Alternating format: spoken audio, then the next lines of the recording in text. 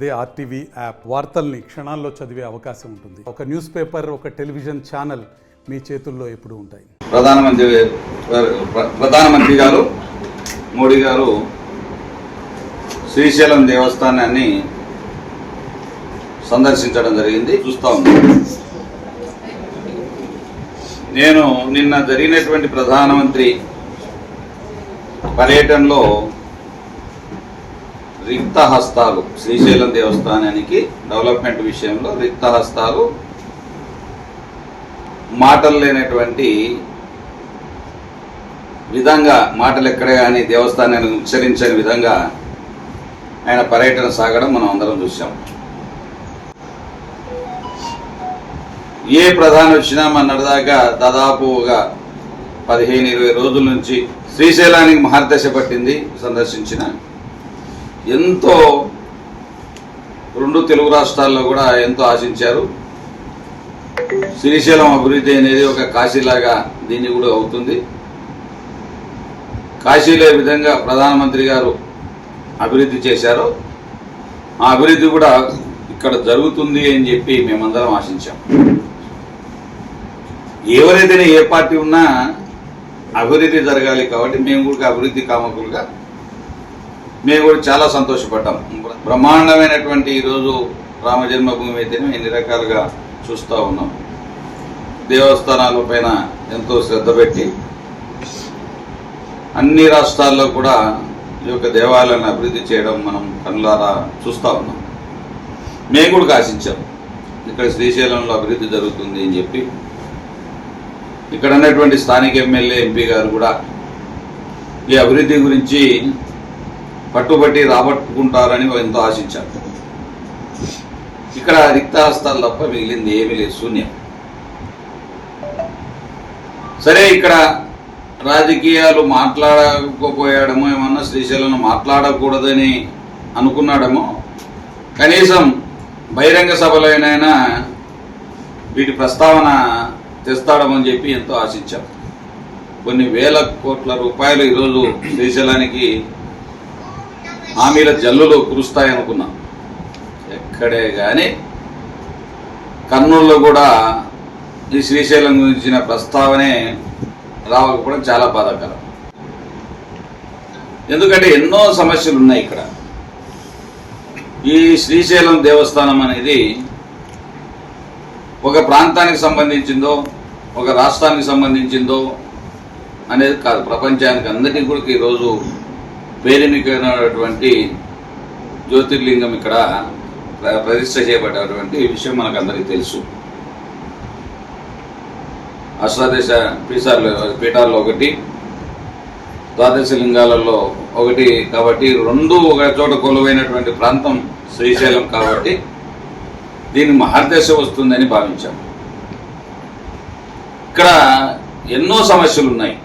ఆ సమస్యలు ఎక్కడన్నా ఘాట్ రోడ్లలో ప్రయాణించాల్సినది 50 కిలోమీటర్లు, ఇటు 50 కిలోమీటర్లు, అటు 100 కిలోమీటర్ల దూరం తెలంగాణ వైపు ఘాట్ రోడ్లలో ప్రయాణించాలి.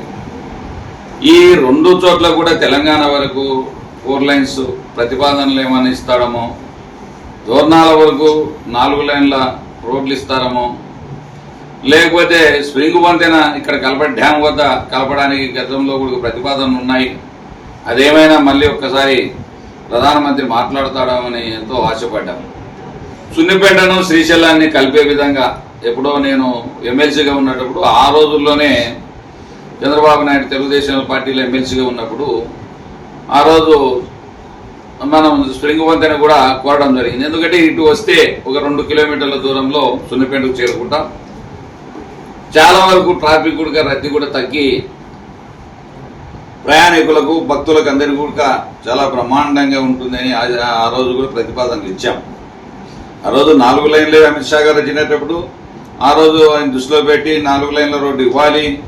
ఈ యొక్క అదేవిధంగా ఆత్మకూరు వరకు కూడా, దోర్నాల నుంచి ఆత్మకూరు వరకు కూడా విజయవాడ 4 లైన్స్, ఇప్పుడు మన కర్నూలు నుంచి ఆత్మకూరు వరకు 4 లైన్స్ ఉంది. ఇప్పుడు ఆత్మకూరు నుంచి కూడా అటవీ ప్రాంతం కాబట్టి అటవీ అనుమతులు కూడా వస్తాయి. ఈ దెబ్బకు ప్రధానమంత్రి గారు వస్తూ ఉన్నారు కాబట్టి దోర్నాల వరకు కూడా మనకు అన్ని 4 లైన్ల రోడ్డు వస్తుంది అని చెప్పి ఎంతో ఆశపడ్డాం. ఏ మాత్రం 4 లైన్స్ కాదు కదా, ఎక్కడే కానీ ఆ ప్రస్తావన ఊసెత్తిన పాపాన పోలేదు. అదే కాకుండా ఎప్పటి నుంచో కలలు కంటున్నటువంటి ఒక తిరుపతి తరహాలో అభివృద్ధి జరుగుతుందని ఆశపడ్డాం. అదేవిధంగా రైల్వే మార్గాన్ని కూడా మేము ఆ రోజు అమిత్ షా గారు వచ్చినప్పుడు కూడా ఇక్కడికి ఒక తిరుపతిని తిరుమలను శ్రీశైలాన్ని కలుపుతూ ఒక రైల్వే మార్గాన్ని అదే వరకు తెలంగాణ వరకు కూడా పొడిగించి ఈ యొక్క భక్తులకు సౌకర్యంగా ఉండే విధంగా ఈ ప్రాంతం అభివృద్ధి అవుతుందని చెప్పి ఆశపడ్డాం.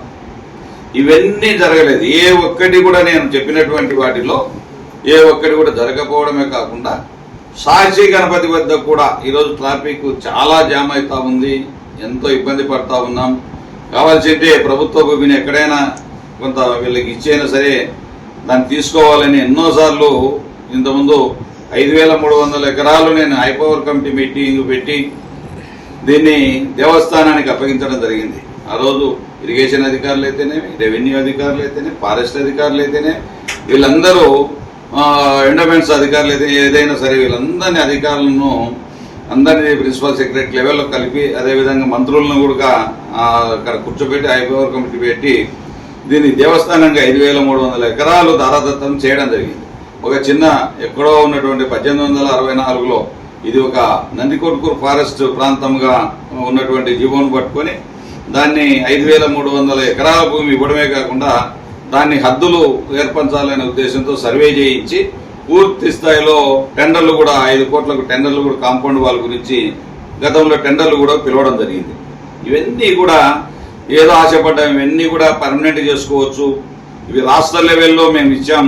అదే ప్రధానమంత్రి గారు వస్తూ ఉన్నారు కాబట్టి అటవీ అనుమతులు ఈజీ అయిపోతాయి, ఇంకా శాశ్వతమైనటువంటి పరిష్కారం దొరుకుతుందని ఎంతో ఆశపడ్డాను. ఈరోజు ఎక్కడే కానీ మన మిగతా అభివృద్ధి గురించి నేను మాట్లాడదలుచుకోలేదు. అది వాళ్ళు 13,000 కోట్ల రూపాయలు అంటా ఉన్నారు. దాని గురించి నేను మాట్లాడదు. ఎందుకంటే చంద్రబాబు నాయుడు గారు కారిడార్ అనేది ఇప్పుడు కాదు, గతం 2014లోనే కారిడార్ గురించి మాట్లాడడం జరిగింది. ఆ రోజు కూడా హామీ ఇవ్వడం జరిగింది. ఆ రోజు సుసారి సీఎంగా మన ఆగస్టు 15వ తారీఖున మన కర్నూలుకు వచ్చినప్పుడు ఇవన్నీ కూడా హామీలు ఇవ్వడం జరిగింది. అవి 10 సంవత్సరాల కాలంలో తీరకపోగా మళ్ళీ కొత్త ప్రతిపాదనల కింద దీన్ని తీసుకొచ్చి ఇన్ని వేల కోట్ల అభివృద్ధి జరుగుతూ ఉంది అని చెప్పి ప్రజలను మళ్ళొక్కసారి మొప్పబెట్టడానికి ప్రయత్నం చేస్తూ ఉన్నాడు ముఖ్యమంత్రి గారు. ఇవన్నీ అడుగుతా ఉన్నాను. ఈరోజు ఫారెస్ట్ డిప్యూటీ సీఎం గారు పవన్ కళ్యాణ్ గారు, ఈరోజు ఫారెస్ట్ అధికారులు ఫారెస్టే ఆయన మంత్రి, దానికి ఆయన కూడా రిక్తాస్తాలు ఎక్కడే. మరిన్ని వీడియోస్ కోసం ఛానల్ ని సబ్స్క్రైబ్ చేయండి, లేటెస్ట్ అప్డేట్స్ కోసం వాట్సాప్ ఛానల్ ని ఫాలో చేయండి అండ్ లింక్ డిస్క్రిప్షన్ లో ఉంది.